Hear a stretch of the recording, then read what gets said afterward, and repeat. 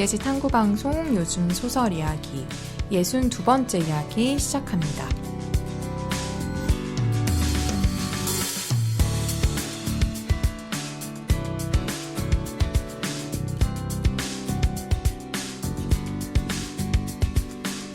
안녕하세요. 저는 해방촌에서 문학서점 고유서사 운영하고 있는 차경입니다.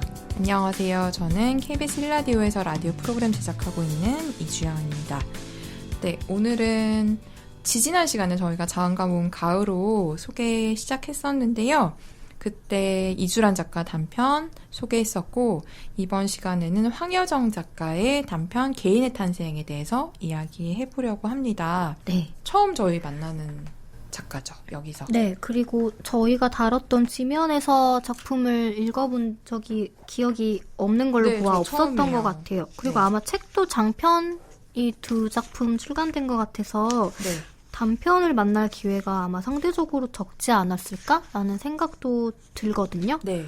그래서 낯설지만 흥미롭게 일단 한 호흡으로 읽었어요. 저도요. 그리고 그 개인의 탄생이라는 제목이 저는 그랬는데 자연스럽게 가족의 탄생이라는 영화 있지 않았나요? 네. 그런 거랑도 좀 생각이 연결지어 놨어요. 왜냐하면 사실 제목은 개인의 탄생이지만 가족의 이야기이기도 하거든요. 네. 이 소설 자체가. 네. 근데 결국엔 가족 안에서의 개별적인 존재에 대한 이야기인 것 같아서 약간 뿌리에 대한 이야기 같기도 하고 근데 그것과 상관없는 개인의 이야기이기도 하고 그런 것들이 좀 연상이 왔다 갔다 되더라고요. 네. 그래서 그런 지점들로 좀 재미있게 읽었고 소개를 해드리고 싶다라고 생각을 했던 거는 네. 이것도 비슷한, 그러니까 이주란 윤성희 작가 얘기할 때랑 비슷한 느낌이었는데 황여정이라는 작가가 조금 자기식의 소설을 쓰는가라는 생각을 좀 했어요. 네. 그래서 일단은 대화 톤이 되게 재밌었어요. 네. 대화 되게 잘 쓰더라고요. 네, 인물들이 되게 단문의 대화를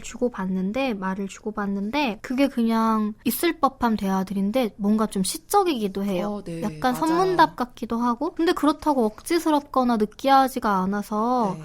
대사를 잘 쓰는 작가들은 일단 자기의 리듬이 있다라는 생각이 들거든요. 네. 읽다 보면은. 그래서 황여정이라는 작가도 자기의 리듬이 있나 보다. 그런 기대감 같은 거를 하게 됐고 이주란 작가 때도 황정은 작가 언급했지만 이 작품도 저는 황정은 작가의 그 파시의 인문 작품집이 좀 생각이 났어요. 네. 근데 그게 두 가지 이유이기도 한데 하나는 앞서 말씀드린 대화 톤 때문에 왜냐하면 황정은이라는 작가를 인식하게 된 계기도 지금의 소설은 되게 좀 다른 느낌이긴 한데 대화 톤이 베개 그림자나 이런 거 많이들 좋아하시잖아요. 대사가 주고받는 그 틱톡 느낌이 황여정 작가의 이 소설과 닮았다기보다는 어쨌든 자기만의 리듬이나 호흡으로 대사를 주고받는 것들이 있었어요. 그리고 저는 개인적으로 황정은이라는 작가를 그 대화 때문에 인식하게 그러니까 남다르다라고 인식하게 됐었거든요.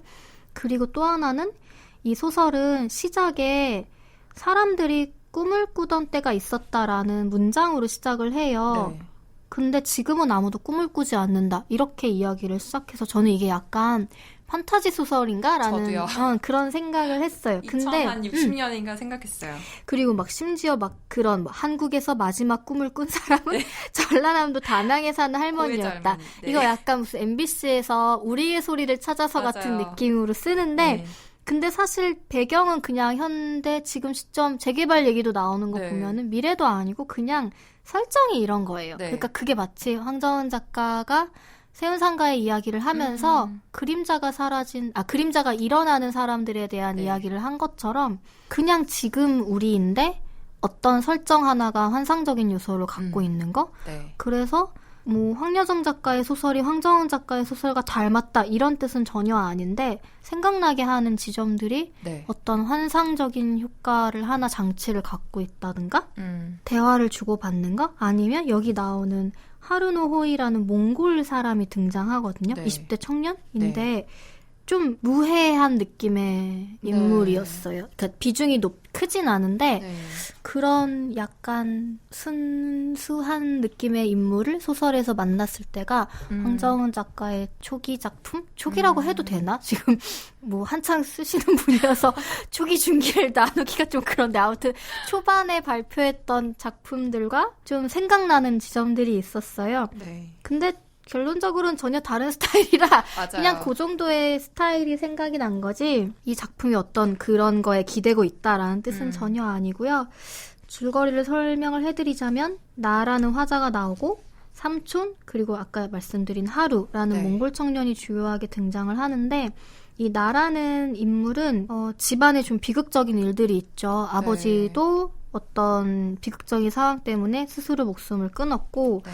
윗대로 올라가면은 그런 좀 반복적인 역사가 있는 것 같고 나라는 사람은 여러 직장을 다니면서 적응을 하려고 했지만 또 여러 가지 일들로 인해 자기는 다시 취업하거나 어느 조직에 속할 마음이 없어 보이는 사람이고 삼촌이 이런 조카를 약간 거두는 것처럼 네. 삼촌이 운영하고 있는 블랙버드라는 네. 바에서 술집에서 나가 일을 하고 그 블랙버드에 하루라는 사람도 이제 취업을 하게 되면서 이 셋의 이야기인데 결국에는 이 꿈이 사라졌다라는 거는 결국에는 태몽 네. 누군가가 태어날 때 마치 뿔이나 암시, 예언처럼 기능을 하는 태몽 자체가 사라졌는데 이 나라는 사람은 꿈에 대한 호기심도 있지만 그러니까 꿈이 그냥 단순하긴 여기선 그 두 가지 의미로 쓰이는 것 같아요. 그 머리 잘 때 꾸는 꿈이 네네네. 사라진 세상이기도 하고 어떤 꿈을 그러니까 이상적인 꿈을 미래의 꿈을 꾸기에도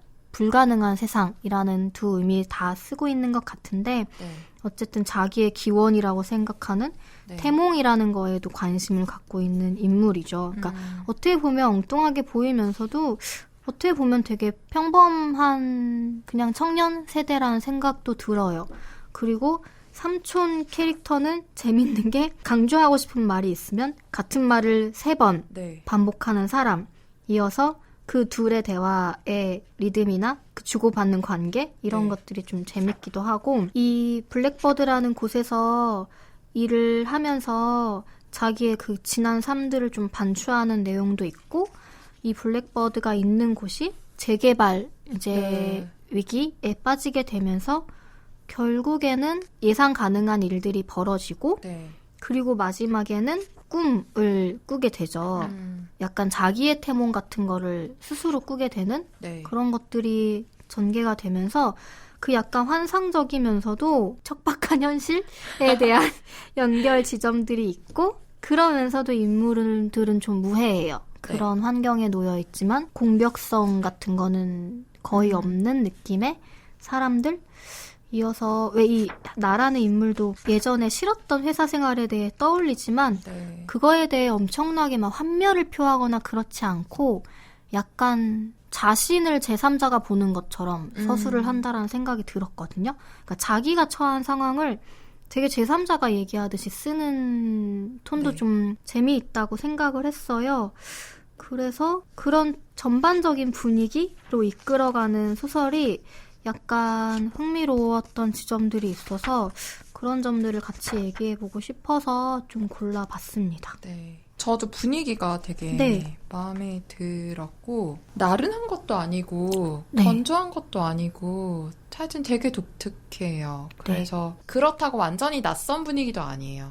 이 느낌이 뭘까 하면서 그냥 끝까지 읽어갔던 것 같고 별것 아닌 설정들이 이 분위기를 만들고 이 소설을 좀 특별하고 매력적으로 만드는데 일조한다는 생각이 들었던 부분이 아까 말씀하신 그 삼촌이 3번 말하잖아요. 네. 근데 이거 3번 말하는 게 되게 이상한 느낌을 불러일으키더라고요. 예를 들면 내 아버지는 실패한 게 아니다. 내 아버지는 실패한 게 아니다. 근데 여기서 한 번 더 할 때 저는 이상한 느낌이 확 드는 것 같아요. 내 아버지는 실패한 게 아니다. 이런 식으로 같은 말을 3번 반복하는 이 삼촌이 만들어내는 거나 이것도 사실은 크게 특별한 설정도 아닌 것 같은데 물고기를 하나 구입하잖아요. 네. 근데 이 물고기 이름을 자작나무라고 짓잖아요. 네.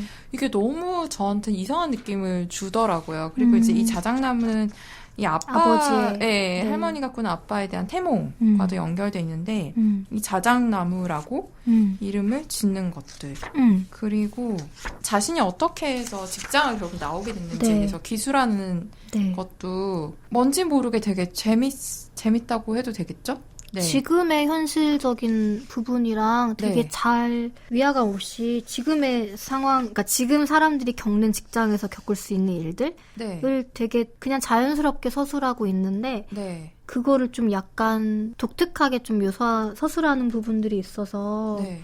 그리고 되게 약간 몽환적인 네. 느낌을 처음에는 풍기는데 뒤에는 또 되게 현실과 맞닿아 있는 사건들이 툭툭 들어오잖아요. 네. 예를 들면 전단지 붙이는 네. 일을 하다가 아파트에서 어떤 사람이랑 싸움이 나고 결과적으로 자기 때문에 경비원이 목을 매는 그런 사건이라든지 아까 언급하신 재개발 거는 되게 여기 국수집이 나오나요? 약간 두리반 생각도 네, 확 네. 나고 이런 식으로 현실에서 벌어진 약간 좀 사회면에 등장할 만한 네. 그런 이슈들이 툭툭 들어오는데 전체적인 톤 자체는 또 그거랑 완전히 다른 약간 그런 식으로 해서 네. 계속 이렇게 독자를 좀 끌어들이는 그런 매력들을 이어가는 그런 작품이어서 네. 저도 되게 궁금하고 독특하고 그런 생각이 좀 들었었어요.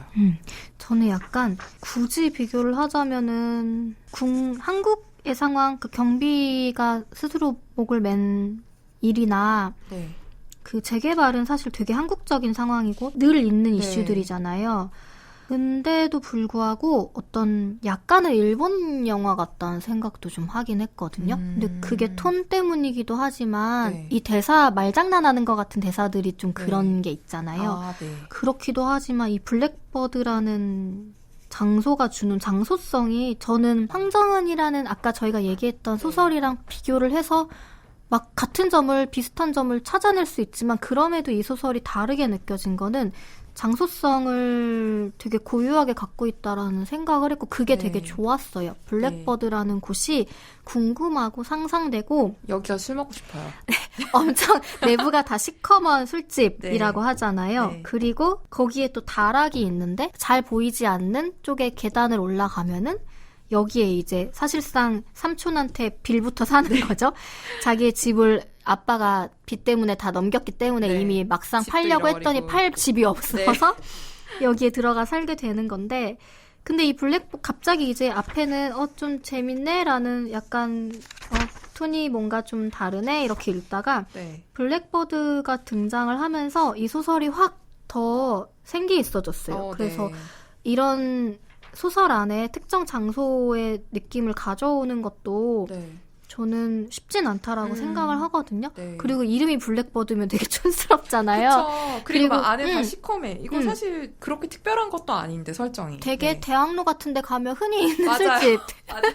그냥 지하 LP바. 저 맞아요. 최근에도 이런 데 다녀온 것 같은데 왠지 뭔가 다 어디 가면 있을 것 같은 느낌이고 네. 근데 또 재밌는 건 블랙버드이기 때문에 몽골 그 흐미라는 맞죠? 지금 하루노 후이라는 몽골에서 온 네, 20대 맞아요. 남자는 일주일에 2번 블랙버드에서 1시간가량 마두금을 연주를 하는 걸로 이제 취업을 한 네, 거예요. 흠이창법 맞아. 거기에 네. 흠이라는 창법으로 이제 뭔가 어떤 특이한 몽골적인 노래를 부르는 친구인데 네. 블랙버드이기 때문에 이런 인물이 등장할 수 있을 것 같아요. 그리고 심지어 약간 삼촌이 버스킹을 보고 꽂혀가지고 뭔가 이런 사람을 영입한 것 같은데 네.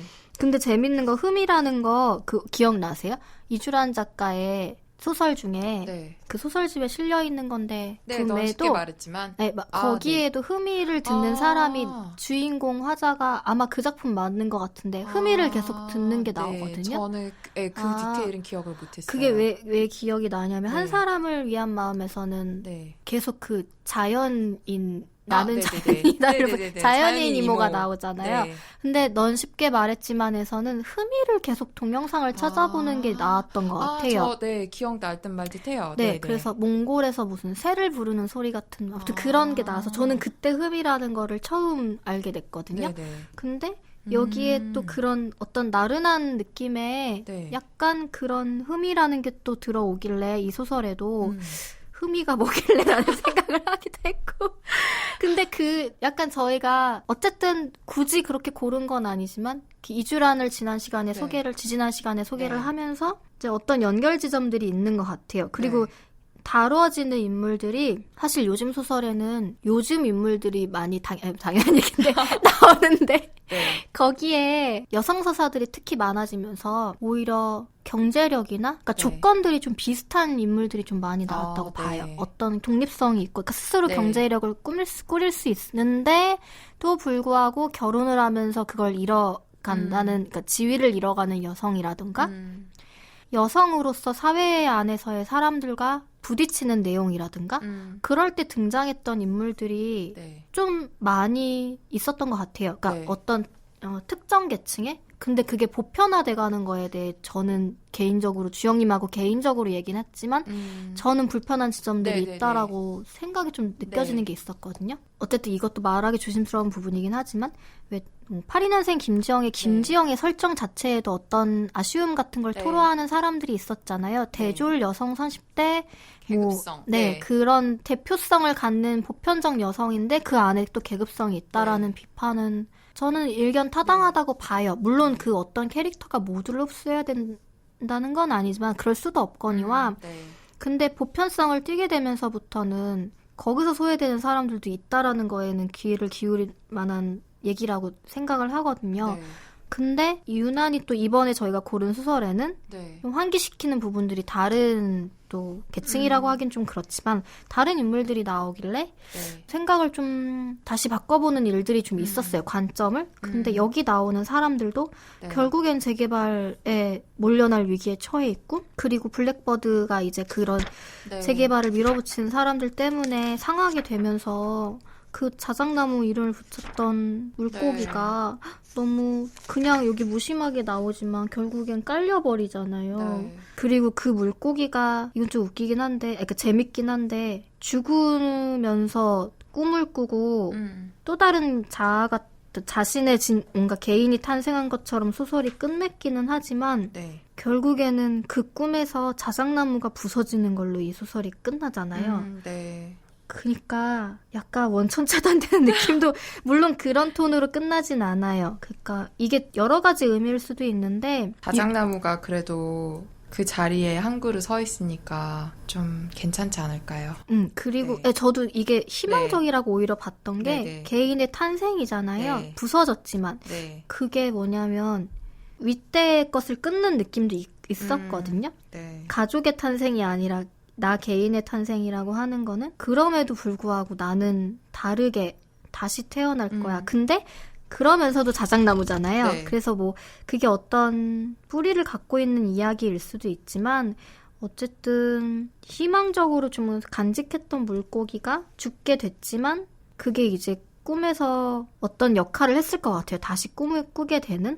죽으면서 사실은 꿈을 꾸게 된다는 그래서 그 플로우도 그렇고. 그런 것들이 저한테는 개인적으로 희망적으로 느껴지긴 했거든요.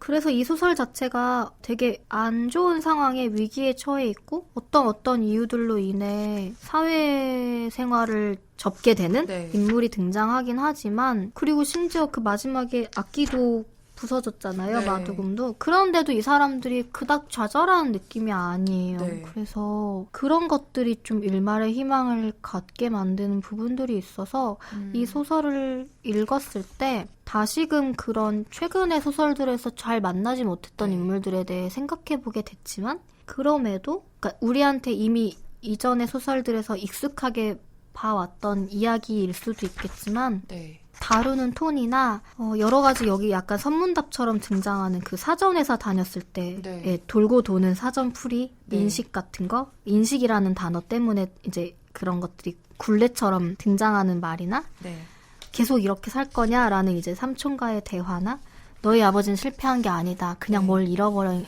거다라는 대화나 삼촌 너무 매력있어요. 삼촌 꼭 뭘 할 필요는 없다. 되게 저 위로받았어요. 닭발의 진심인 것 같고 그런 어떤 개인이 나이가 들어갔을 때 그 안에 갖게 되는 작은 심지 같은 것들이 느껴져서 좋았던 것 같아요. 이 인물들이 낙담을 하고 실패를 거듭할 수도 있지만 비록 그럼에도 이 사람들 안에는 작은 심지 같은 것들이 네.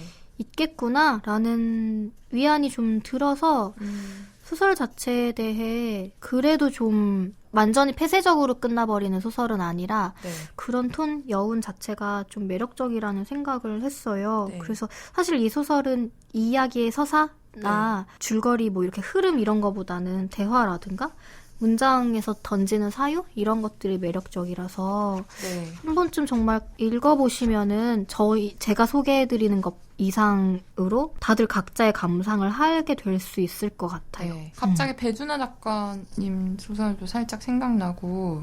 어떤 점에서요? 배두나래. 그러니까 배수아. 네. 네, 지금 잘못 들었다고 네. 배수아 작가? 네. 배수아 작가님 소설도 네. 갑자기 약간 떠오르고. 연극적인 네. 톤도 있고. 네, 그렇습니다. 장편 저는 안 읽어봤는데 저도요, 사실. 다시 읽어보고 싶다는 생각이 좀 들게 하는 네. 작품이었어요. 네. 약간 인물들이 뚝심이 있을 것 같아요. 그런 그쵸. 장편들도. 네. 그리고 이게 어쨌든 하나의 소설로 읽었을 때 충분히 아름답다라는 감상들을 주는 지점들이 있어서 맞아요. 되게 세련되고 아름다워. 아마 그 배수아 작가 떠올린 거는 그 우루에서 저희가 막 꿈 같은 장면들? 맞아요. 전생 같고 그런 느낌에서 좀 있었던 것 같아요. 네. 그러면서도 되게 그 톤이 되게 한국적인 부분들이 있어서 네.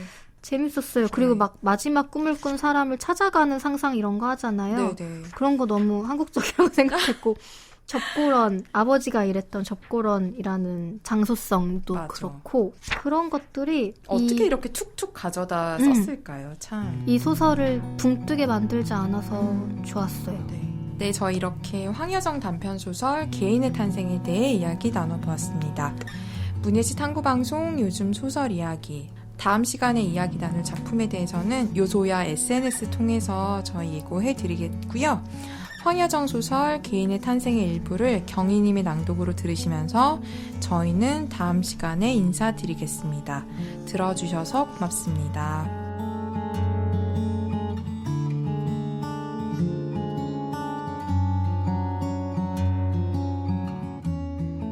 우주의 현을 들을 수 있는 사람이 뭐라고 생각해? 시인인가?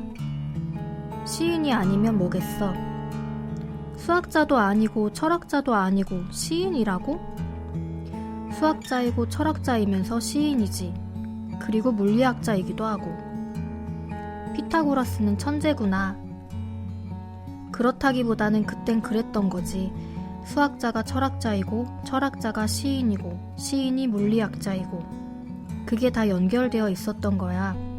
아마 예전엔 그런 식으로 달리 부르지도 않았을걸? 뭔가를 탐구해 들어가면 어느 것 하나 건드리지 않을 수 없는 거잖아.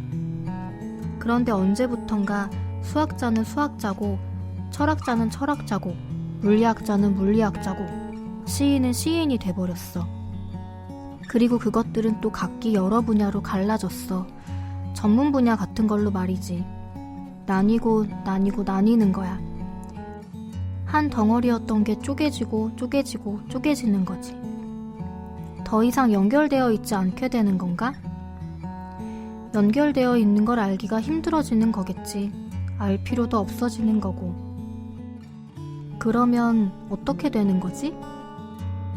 어떻게 되긴 그냥 나뉘는 거지. 일종의 돌이킬 수 없는 흐름처럼 계속 끝없이. 끝이 없다고? 모든 게 정말 끝나기 전까지는. 나는 어쩐지 허탈해졌고 배가 고팠다. 하루는 토마토와 모짜렐라 치즈를 넣은 샌드위치를 만들어 가져왔다. 식빵 4개로 만든 4조각의 샌드위치였다. 먹고 나니 배는 불렀지만 허기가 가시지 않았다. 하루가 2조각을 더 만들어다 주었다. 그러고도 나는 계속 허기가 졌다.